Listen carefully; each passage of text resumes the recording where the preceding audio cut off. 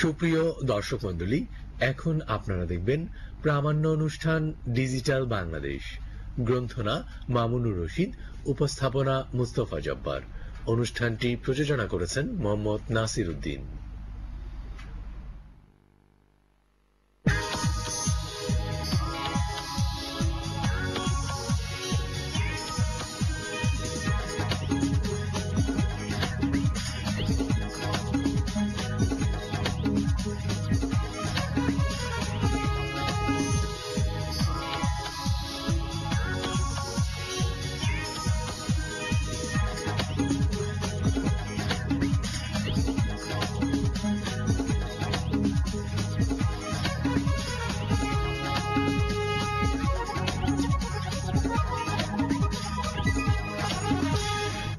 সুপ্রিয় দর্শক শ্রোতা, বাংলাদেশ টেলিভিশনের ডিজিটাল বাংলাদেশ অনুষ্ঠানে আপনাদের সকলকে স্বাগত এবং শুভেচ্ছা জানাই।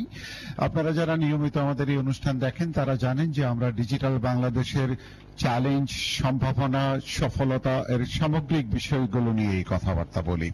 আজকে আমরা বাংলাদেশে মানব সম্পদ উন্নয়নের বিষয়টি নিয়ে আলোচনা করব। তার মধ্য থেকে আমরা বাছাই করেছি Bangladesh Association of Software and Information Services, সংক্ষেপে যাকে আমরা বেসিস বলি। সেই প্রতিষ্ঠানটি মানব সম্পদ উন্নয়ন করার জন্য একটি বড় উদ্যোগ গ্রহণ করেছে। 23,000 মানুষকে তারা সফটওয়্যার ইন্ডাস্ট্রির জন্য প্রস্তুত করছে। এই তরুণ জনগোষ্ঠীকে তৈরি করার জন্য যে উদ্যোগ নেওয়া হয়েছে সেই বিষয়টি নিয়ে আজকে আমরা পর্যালোচনা করব। আমরা মনে করি যে ডিজিটাল দুনিয়ার মধ্যে আমরা বসবাস করছি, সেই দুনিয়া আসলে একটি মেধাভিত্তিক পৃথিবীতে পরিণত হচ্ছে, একটি জ্ঞানভিত্তিক সমাজ গড়ে উঠছে এবং তার পেছনে সবচেয়ে বড় যে সম্পত্তি তার নাম মানব সম্পদ। মানুষকে যদি আমরা সেইভাবে প্রশিক্ষণ দিতে পারি, তাদেরকে যদি গড়ে তুলতে পারি, তাহলেই প্রকৃতপক্ষে পৃথিবীতে বাংলাদেশ শ্রেষ্ঠতম একটা দেশের অভিধা পেতে পারে। আমরা আজকে কথা বলবো যারা প্রশিক্ষণ নিচ্ছে তাদের সাথে, যারা প্রশিক্ষণ দিচ্ছে তাদের সাথে, যারা ব্যবস্থাপনা করছে তাদের সাথে। আসুন আমরা আমাদের এই অনুষ্ঠানটি উপভোগ করার চেষ্টা করি। বিশেষ করে যারা এই অনুষ্ঠানটি দেখছেন তাদের কাছে নিঃসন্দেহে এটি মনে হতে পারে যে আমরা বাংলাদেশ এখন আর সম্ভবত পিছিয়ে নেই। মানুষ তৈরি করার ক্ষেত্রে আমাদের যথেষ্ট বলিষ্ঠ উদ্যোগ রয়েছে।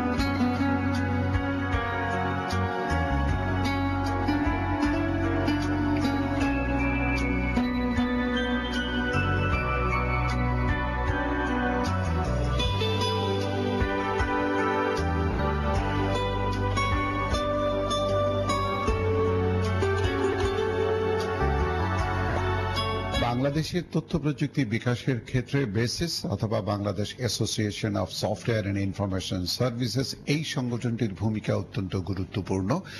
বিশেষ করে সফটওয়্যার এবং আইটি এনেবল সার্ভিসেস, এই দুই ক্ষেত্রে বেসিস সামগ্রিকভাবে যে অবদান রেখে চলেছে সেটি অতুলনীয়। আমি স্মরণ করতে পারি 1997 সালে প্রথম আমরা বেসিস গড়ে তোলার জন্য উদ্যোগ গ্রহণ করেছিলাম। 98 সালে এই প্রতিষ্ঠানটির জন্ম হয় এবং সেই থেকে এখন পর্যন্ত কেবলমাত্র ট্রেড বডি হিসেবে না, এই প্রতিষ্ঠানটি কাজ করে চলেছে মানব সম্পদ তৈরি করার ক্ষেত্রে। বেসিস সাম্প্রতিককালে 23,000 কম্পিউটার বা তথ্য প্রযুক্তি প্রশিক্ষিত জনগোষ্ঠী তৈরি করার জন্য কাজ করছে। এর আগেই আসলে বেসিস একটি প্রশিক্ষণ প্রতিষ্ঠানের জন্ম দিয়েছিল যার নাম বিআইটি, এবং বিআইটিএম সেই প্রশিক্ষণ কর্মকাণ্ডটি বহু বছর যাবৎ চালিয়ে আসছে। আজকে এই বিষয়টি নিয়ে আমরা কথা বলতে চাচ্ছি বেসিসের পরিচালক, যিনি এই প্রশিক্ষণের দায়িত্বে আছেন, জনাব ইমরুল কায়েসের সঙ্গে। এখন আপনারা 23,000 লোক প্রশিক্ষণ দেওয়ার জন্য কাজ করছেন। একই সাথে বেসিস আরো অনেক আগে থেকে প্রশিক্ষণ দিয়ে আসছে মানুষ তৈরি করার জন্য, এবং আমরা জানি যে এই শিল্প খাতের প্রধান উপকরণের নাম মানুষ। তো ওই জায়গাটার ক্ষেত্রে আমাকে একটু দুটো বিষয় বলবেন। একটি হচ্ছে যে আপনারা বেসিস কবে থেকে প্রশিক্ষণটা শুরু করে এবং এখন যেটা করছেন সেটা। বেসিস প্রথম প্রশিক্ষণ শুরু করে 2007 সাল থেকে। সেই একই প্রয়োজন থেকেই যে আমাদের ইন্ডাস্ট্রি যদি ঠিকমতো চলতে হয় তাহলে আমাদের সবার আগে ইন্ডাস্ট্রিকে মানব সম্পদ দিতে হবে যাতে করে ইন্ডাস্ট্রি কাজ করতে পারে। সেই চিন্তা থেকেই বেসিস সরাসরি অনেকটা ফিনিশিং স্কুল কনসেপ্ট নিয়ে এই ট্রেনিংটা শুরু করে। প্রথমে বেসিস শুরু করে .NET প্রোগ্রাম দিয়ে, এবং সেটি এখনো চলছে ওই প্রোগ্রামটা, স্পেসিফিক প্রোগ্রামটা, এবং কিছুদিন আগে, মাস 3 আগে এটার 50তম ব্যাচের সমাপ্তি হলো। আর সেই সময় থেকে 2007 থেকে শুরু করে এখন পর্যন্ত প্রায় 8,000-এরও বেশি স্টুডেন্টকে ট্রেন করা হয়েছে, এবং যার 80%-এরও বেশি অলরেডি আমাদের ইন্ডাস্ট্রি কনজিউম করে নিয়েছে, বাকিটা নিজেরা কাজ করছেন।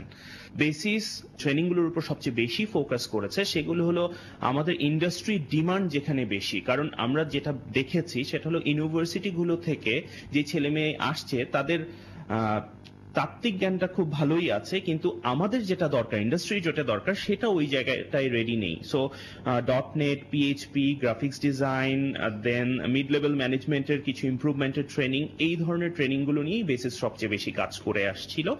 এবং যেটা আপনি বললেন যে বেসিস এই কাজটা আরো ভালোভাবে করার জন্য basis institute of technology management, এটার আন্ডারেই এখন সেই প্রোগ্রামগুলো চলছে। এখন যেটি করছেন সেটি হচ্ছে আপনার একটা স্পেশাল প্রজেক্টের আওতায়। এই প্রজেক্টের দিকে একটু ব্যাখ্যা করেন। বাংলাদেশ অর্থ মন্ত্রণালয়ের একটি প্রজেক্ট, সেটি হচ্ছে SEIP, Skill for Employment Investment Program. এই প্রজেক্টটায় এটা ফান্ডিং করছে ADB এবং SDC, সুইস ডেভেলপমেন্ট কর্পোরেশন। এই ফান্ডিং এ একটা প্রজেক্ট বাংলাদেশ গভর্নমেন্ট নিয়েছে এবং বেসিস এটা ইমপ্লিমেন্ট করছে। এই প্রজেক্টের আওতায় আমরা 3 বছরে 23,000 ছেলে মেয়েকে ট্রেন করব, মূলত যারা ইউনিভার্সিটি গ্র্যাজুয়েট এবং যারা গ্র্যাজুয়েশনের খুব কাছাকাছি আছে তারাই আমাদের মূল টার্গেট, তাদেরকেই ট্রেন করার জন্য এটা করা হয়েছে। যেহেতু এরা ফ্রেশ গ্র্যাজুয়েট, এই ট্রেনিংটার ফোকাসটা মূলত বেসিক ট্রেনিং এর উপরেই, যাতে করে ইন্ডাস্ট্রিতে যাওয়ার আগে তারা বেসিক কোর্সগুলোর উপর বেসিক একটা আইডিয়া পেয়ে কাজ করার মতো অবস্থায় চলে যেতে পারে। পুরো 23,000 ট্রেন করার জন্য আমরা 7টা ডিভিশনেই আমাদের ট্রেনিং, ফিজিক্যাল ট্রেনিং কার্যক্রম চালাবো। আমরা প্রথমে ঢাকা দিয়ে শুরু করেছি এবং প্রথম বছরের শেষ নাগাদের মধ্যেই আমরা ঢাকার বাইরে চিটাগাং সহ আরো একটা ডিভিশনে শুরু করে ফেলবো, এবং সেকেন্ড ইয়ারের মাঝামাঝির মধ্যে বাকি সবগুলো সেন্টার আমাদের শুরু হয়ে যাবে। এই প্রজেক্টের একটা বড় ক্রাইটেরিয়া হচ্ছে, যেটা প্রজেক্ট থেকে নির্ধারিত করা হয়েছে আমাদের সাথে আলোচনার মাধ্যমে, সেটা হলো যারা ট্রেন করছে তাদেরকে যেন ইন্ডাস্ট্রি কনজিউম করতে পারে, এবং প্রজেক্টের ক্রাইটেরিয়া হচ্ছে minimum 70% should be consumed by industry, যাতে করে, বা তারা যেন সেলফ এমপ্লয়েডও হতে পারে, তাদেরকে এমপ্লয়েড হতে হবে, যাতে করে ট্রেনিং এর মাধ্যমে তাদের মান উন্নয়ন হয়। যেই বিষয়গুলো শেখানো হচ্ছে এর মধ্যে ওয়েব ডিজাইন, ওয়েব ডেভেলপমেন্টের ক্ষেত্রে মূলত 2টা প্রোগ্রামিং ল্যাঙ্গুয়েজকে আমরা ফোকাস করেছি, একটা হচ্ছে .NET আর একটা হচ্ছে PHP। এর বাইরে আমরা মোবাইল অ্যাপ্লিকেশন ডেভেলপমেন্ট ফোকাস করেছি। মোবাইল অ্যাপ্লিকেশন ডেভেলপমেন্টের আন্ডারে আমরা অ্যান্ড্রয়েডকেই সবচেয়ে বেশি প্রাধান্য দিচ্ছি, যেহেতু এটার বাজারটা সবচেয়ে বড়। এর পাশাপাশি iOS এবং উইন্ডোজ মোবাইলও হবে।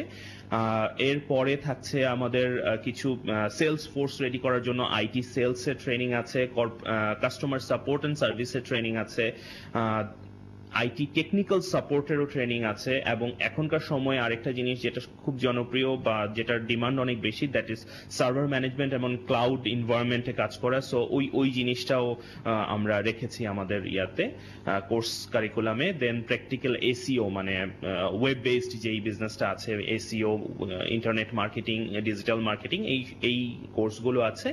আর এর বাইরে যে 2টা কমন ক্রাইটেরিয়া সবার লাগবে, সেটা হচ্ছে ইংলিশ কমিউনিকেশন এবং বিজনেস কমিউনিকেশন। এই 2টা আপ স্কেলিং কোর্স আমাদের এই কারিকুলামে।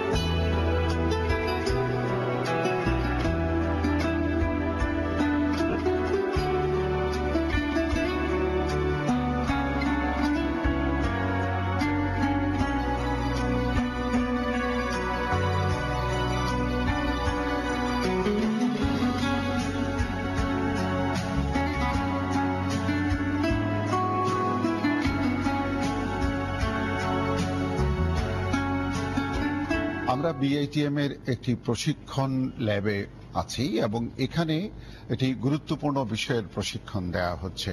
আপনারা যারা তথ্য প্রযুক্তির সাথে সম্পৃক্ত তারা জানেন যে .NET এটি অত্যন্ত প্রয়োজনীয় গুরুত্বপূর্ণ একটি প্রযুক্তি, যেটি শেখার জন্য বাংলাদেশের তরুণদের মধ্যে ব্যাপক পরিমাণ আগ্রহ আছে। আমরা এখানে দেখতে পাচ্ছি অনেক ছেলে মেয়ে এখানে এই বিষয়ে প্রশিক্ষণ নিচ্ছে। ইতিমধ্যেই তারা বেশ কিছুটা সময় অতিক্রম করে গেছে।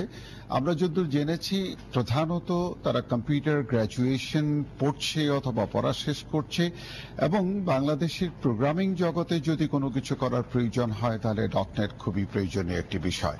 আমি কথা বলছি তাসনিম নামের একটি মেয়ের সঙ্গে। আমি জানার চেষ্টা করব যে প্রকৃতপক্ষে সেই প্রশিক্ষণটা কেন নিতে যাচ্ছে অথবা কি করবে এই প্রশিক্ষণটি নিয়ে। প্রফেশনালি যাতে আমরা বেশি স্কিলড হই, যাতে সেই জায়গাটা বুঝতে পারি যে আসলে প্রফেশনাল লাইফে কি কি দরকার, এজন্য আমি এক্সট্রা এই কোর্সটা করছি। আমরা যেটা থিওরিটিক্যাল হয়তো পড়ে এসেছি, আমরা এখন প্র্যাকটিক্যাল আর প্রফেশনাল লেভেল থেকে জিনিসটা বুঝতে পারছি, তো অবশ্যই খুব হেল্পফুল হবে। পেশা হিসেবে কি নিতে চান? সফটওয়্যার ইঞ্জিনিয়ার হিসেবে ক্যারিয়ার করতে চাই। একাডেমিক লেভেলে পড়াশোনা করি, তখন যে প্রফেশনাল লেভেলে যেই জব সেক্টরে গিয়ে যে আমাদের যেই রিয়েল লাইফ এক্সপিরিয়েন্স গুলো করতে হয় সেটার সাথে আমরা তেমন পরিচিত হই না। তখন আমাদের অনেক প্রবলেম আর ডিফিকাল্টিজ শো করতে হয়। সেগুলোর জন্য আগে থেকে যদি আমরা এই প্রশিক্ষণগুলো নিয়ে যে জব ফিল্ডে ঢুকি তাহলে সেটা আমাদের জন্য অনেক ইজি হয়ে যায় কাজ করা অথবা শিখতে পারাটা। এর মধ্যে তো বেশ কিছুটা সময় অতিক্রম হয়েছে, কিরকম লাগছে? না, এখানের পরিবেশ অসম্ভব সুন্দর, ট্রেনাররা অনেক হেল্পফুল, আমাদের কোনো সমস্যা হলে ওনারা খুব ভালোভাবে হেল্প করতেছে। সো অ্যাজ ফার এর জন্য এটা খুব ভালোভাবে চলতেছে, আর আমি আশা করি শিখতে পারবো অনেক।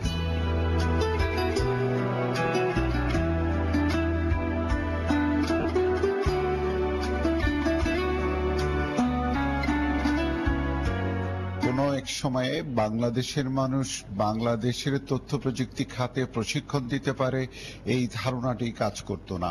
বিদেশি প্রতিষ্ঠানগুলো বাংলাদেশে এসে আমাদেরকে শিখিয়ে যাওয়ার চেষ্টা করেছে এবং ধারণা দেওয়ার চেষ্টা করেছে যে আমাদের ছেলে মেয়েরা প্রশিক্ষণ দেওয়ার যোগ্যতা রাখে না, কিন্তু আমরা এখানে এসে দেখছি এবং এখন প্রায় দেশের সর্বত্রই দেখছি আমাদের ছেলে মেয়েরাই আমাদের ছেলে মেয়েদেরকে শেখাতে সক্ষম হয়েছে। সেই রকম একটি এই মহাযজ্ঞের মধ্যে আমি কথা বলছি। এখান থেকে আপনারা যারা প্রশিক্ষণ নিয়ে গেছে তাদের পরবর্তী যে কাজকর্ম সেগুলো কি লেভেলের? ওরা অধিকাংশ সফটওয়্যার ইঞ্জিনিয়ার হিসেবে কাজ করছে, দেশে সফটওয়্যার ফার্মে কাজ করছে, দেশে যে অর্গানাইজেশনস গুলো আছে, ব্যাংক আছে, আমাদের গভর্নমেন্টের যে বিভিন্ন প্রতিষ্ঠানগুলো আছে ওগুলোই করছে। এবং ওরা কিন্তু দেশের বাইরে গিয়েও আমাদের এখান থেকে বিভিন্ন ট্রেনিং প্রোগ্রামে ট্রেনিং কমপ্লিট করে দেশের বাইরে গিয়েও কিন্তু তারা সফটওয়্যার ইঞ্জিনিয়ার হিসেবে অবদান রাখছে এবং অনেক বড় বড় প্রতিষ্ঠানে রাখছে।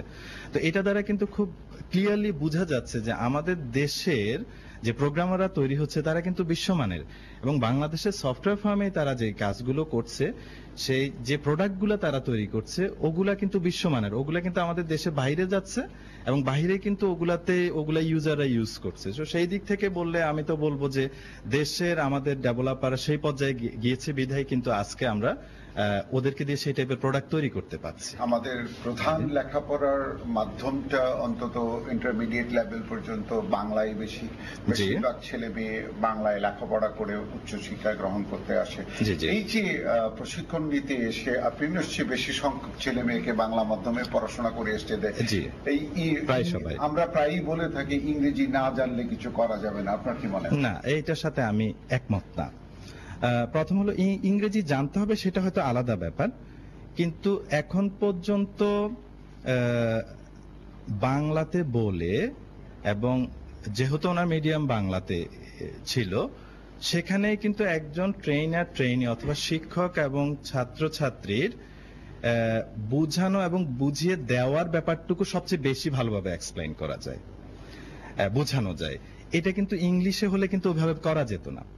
আমি মনে করি আমাদের যে জায়গাতে গ্যাপ আছে, যেমন আমরা যদি বলি যে বইগুলোকে আমরা বাংলায় করতে পারি কিনা, টার্মগুলোকে সঠিক রেখে, যেমন কম্পিউটারকে কম্পিউটার রাখতে পারি, ইন্টারনেটকে ইন্টারনেট রাখতে পারি, যন্ত্র বানানোর এক্স্যাক্টলি সেটা ঠিক রেখে বাকি অংশগুলাকে বোধগম্য করার জন্য বাংলাতে আমরা লিখে ফেলতে পারি। আপনি কি প্রশিক্ষণ বাংলাতে দেন না? হ্যাঁ, আমি বাংলাতেই দেই। যদি বাহিরের অনেক সময় থাকে দেশে, যেমন নেপাল থেকে হয়তো যদি আসে, বিদেশে যদি কেউ থাকে, সেক্ষেত্রে আমরা আগে জিজ্ঞেস করে নেই যে ওনার বাংলা বুঝতে সমস্যা হবে কিনা, এবং অধিকাংশ ক্ষেত্রে দেখছে যে না, ওনার কোনো প্রবলেম হয় না, সেক্ষেত্রে আমরা বাংলাতেই করে থাকি। এরা তো সবাই প্রায় কম্পিউটার বিজ্ঞান পড়ছে অথবা পড়ে এসছে, শেষ করে ফেলেছে অথবা মাস্টার্স করছে, এরকম।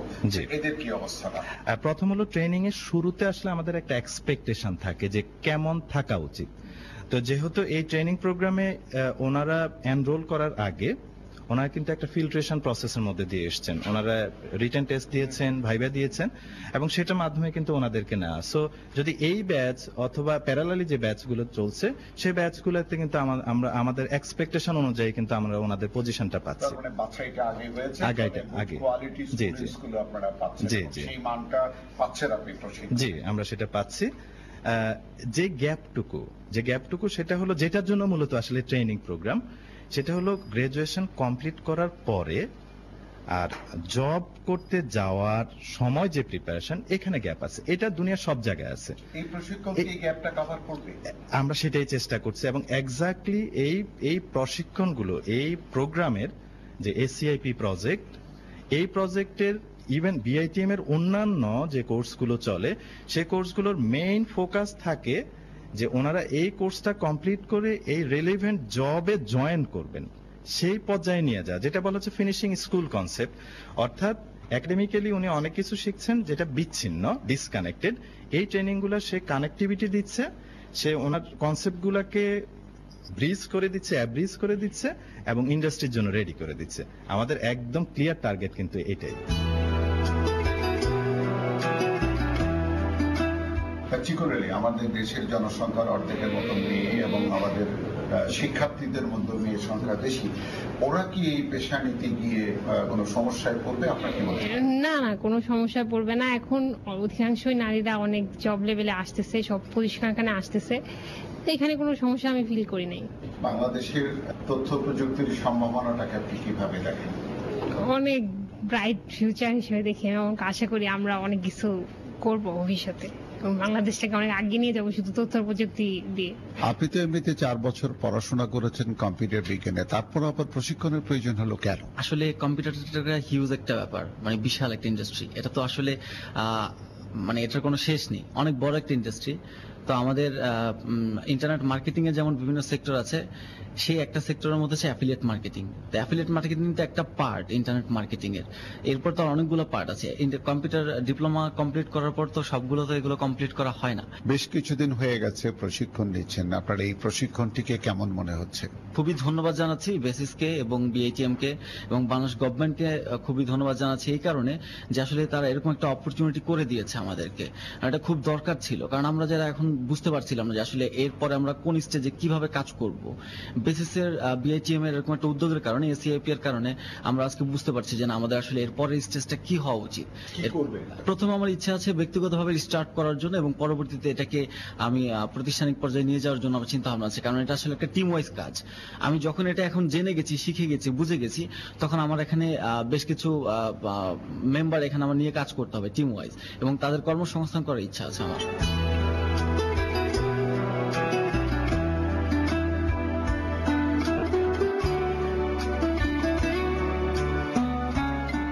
প্রায় 1 মাসের কাছাকাছি সময় প্রশিক্ষণ নিচ্ছেন, এখন কেমন মনে হচ্ছে? এখন তো অনেক ভালো মনে হচ্ছে। এখন আমাদেরকে এই পর্যায়গুলোতে আমাদের যারা বেকার স্টুডেন্ট বা স্টুডেন্ট লেভেল থেকে যারা করে আসছে, তাদেরকে যদি এই সুযোগ সুবিধাটা দেওয়া হয়, তাহলে আমি মনে করি বাংলাদেশে স্টুডেন্টরা কেউ বসে থাকবে না বেকার, ওরা সামনে এগিয়ে আসবে। এই হিসেবে কোনো অসুবিধা হচ্ছে না। এই প্রশিক্ষণের শেষে কি করবে? আমি জব করি সফটওয়্যার কোম্পানিতেই। অলরেডি জব করি, মানে প্রশিক্ষণটা ফাঁকে দিচ্ছেন, এরপরে ওই জবটা কন্টিনিউ করবেন? হ্যাঁ, কন্টিনিউ। এটা তো আসলে ফ্রিল্যান্সিং করার একটা জায়গা তৈরি করে দেয়, সেরকম কিছু ইচ্ছা আছে? জবের বাইরে বাড়িতে গিয়ে বসে? হ্যাঁ, ওই ধরনের ইচ্ছা আছে, বিধায় আমি ওই কাজটা করছি। জব করতে অসুবিধা হয় না? আমার প্রশিক্ষণের মান কিরকম? অনেক ভালো। পড়াশোনা করে আসছেন বাংলা মাধ্যমে, সবাই বলে ইংরেজি না জানলে কম্পিউটার শেখা যায় না। ইংলিশটা শুধু বেসিক্স, হ্যাঁ, ওটা যদি আপনার জানা থাকে আমার মনে হয় না যে এই ক্ষেত্রে কোনো অসুবিধা হবে।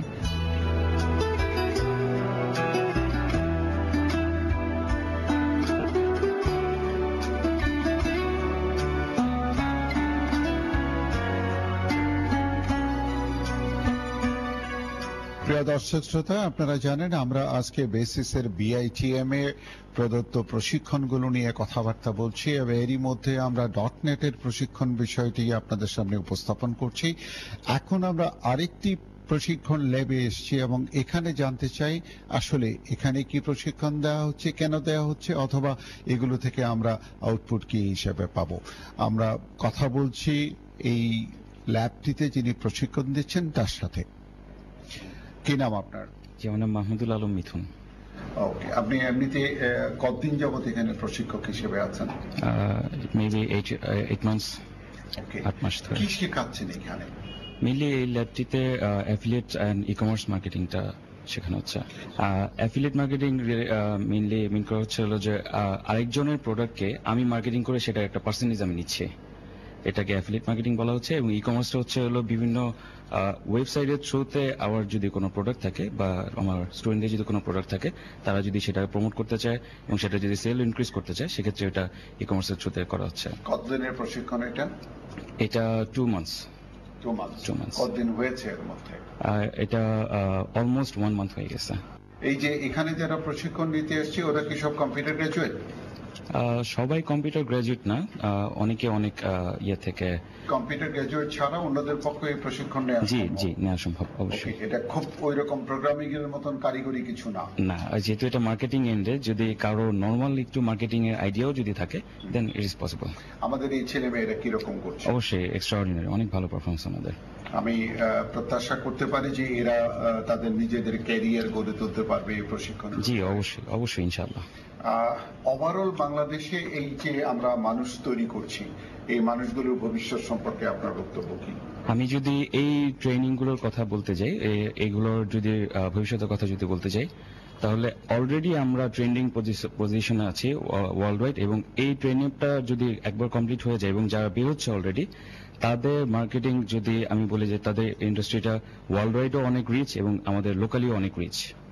এরা কি আত্মকর্মসংস্থান করতে পারবে অথবা কোনো প্রতিষ্ঠান করে তুলতে পারবে? কি ধরনের সম্ভাবনা এদের জন্য? দুইটাই সম্ভব। ওনারা যদি নিজে থেকে যদি স্বাবলম্বী হতে চান সেটাও পসিবল, খুব ভালোভাবে পসিবল। এবং যদি অন্য কোনো কোম্পানির আন্ডারে যদি কাজ করতে চান সেটাও অনেক ভালোভাবে পসিবল, ইজিলি করতে পারবেন। সুপ্রিয় দর্শক শ্রোতা, আপনারা আমাদের এই অনুষ্ঠানে বেসিসের BITM কর্তৃক পরিচালিত প্রশিক্ষণ কর্মসূচি সম্পর্কে মোটামুটি একটি ধারণা পেয়েছেন। আপনারা জেনেছেন যে প্রায় 46 কোটি টাকার এই প্রকল্পটির মধ্য দিয়ে 23,000 জনগোষ্ঠীকে তথ্য প্রযুক্তিতে প্রশিক্ষণ দেওয়া হবে। বেসিস গত ফেব্রুয়ারিতে এই চুক্তিটি স্বাক্ষর করে এবং মার্চ থেকে এই প্রশিক্ষণ কর্মসূচিটির সূচনা করেছে। এরই মধ্যে বেশ কয়েকটি ব্যাচের ক্লাস শুরু হয়েছে। আমরা এখন যেখানে দাঁড়িয়ে আছি এটি আসলে অ্যান্ড্রয়েড অ্যাপ শেখানোর একটি প্রশিক্ষণাগার। এখানে বিপুল পরিমাণ তরুণ তরুণীরা অ্যান্ড্রয়েড অ্যাপস কেমন করে তৈরি করতে হয় সেই বিষয়গুলো নিয়ে প্রশিক্ষণ নিচ্ছে। আমরা প্রত্যাশা করব যে বিশ্ব বাজারে অ্যান্ড্রয়েড অ্যাপস এর যে বিশাল পরিধি আছে তার মধ্যে আমাদের ছেলেমেয়েরা নিঃসন্দেহে অতি দ্রুত তাদের অবস্থান তৈরি করে নেবে। আজকে আমরা যেই তরুণ তরুণীদেরকে দেখলাম, আমরা যাদের প্রশিক্ষণ গ্রহণ করতে দেখলাম, তাদের মধ্যে আমরা আশার দেখেছি, স্বপ্ন দেখেছি, আমরা দেখেছি তাদের মধ্যে একটা প্রচন্ড আত্মবিশ্বাস কাজ করে। এবং এই আত্মবিশ্বাসটুকু যখন তারা মেধায় রূপান্তরিত করে বিশ্ববাজারে দাঁড়াতে পারবে, তখন আমরা এই প্রত্যাশাটা নিশ্চয়ই করতে পারবো যে তারা ডিজিটাল বাংলাদেশ গড়ে তুলবে। প্রিয় দর্শক শ্রোতা, আমাদের প্রধানমন্ত্রী জননেত্রী শেখ হাসিনা 2021 সালে যেমনি করে ডিজিটাল বাংলাদেশ গড়ে তুলতে চেয়েছেন, তেমনি করে 2041 সালে জ্ঞানভিত্তিক সমাজ প্রতিষ্ঠার কথা বলেছেন। বস্তুত আমরা জ্ঞানভিত্তিক সমাজ গড়ে তোলার কারখানায় বসে থেকে আপনাদের সামনে কথা বলছি এবং বাস্তবতা হচ্ছে যাদেরকে আমরা আপনাদের সামনে উপস্থাপন করেছি তারাই ওই জ্ঞানভিত্তিক সমাজ গড়ে তোলার সবচেয়ে বড় সৈনিক। আমরা প্রত্যাশা করব এই বয়সে যারা আছেন তারা নিজেদের নিজেদেরকে ডিজিটাল বাংলাদেশের সৈনিক হিসেবে গড়ে তুলবেন, জ্ঞান ভিত্তিক সমাজ গড়ে তোলার জন্য যুদ্ধ করবেন, লড়াই করবেন। আশা করি আমাদের এই অনুষ্ঠান আপনাদের ভালো লেগেছে। আমাদের এই অনুষ্ঠান সম্পর্কে আপনাদের যদি কোনো মতামত থাকে তাহলে অবশ্যই আমাদেরকে জানাবেন। প্রযোজক ডিজিটাল বাংলাদেশ, বাংলাদেশ টেলিভিশন ভবন, রামপুরা, ঢাকা। আপনাদের সকলের সুস্বাস্থ্য এবং মঙ্গল কামনা করে শেষ করছি আমাদের আজকের অনুষ্ঠান। ভালো থাকবেন, সুস্থ থাকবেন।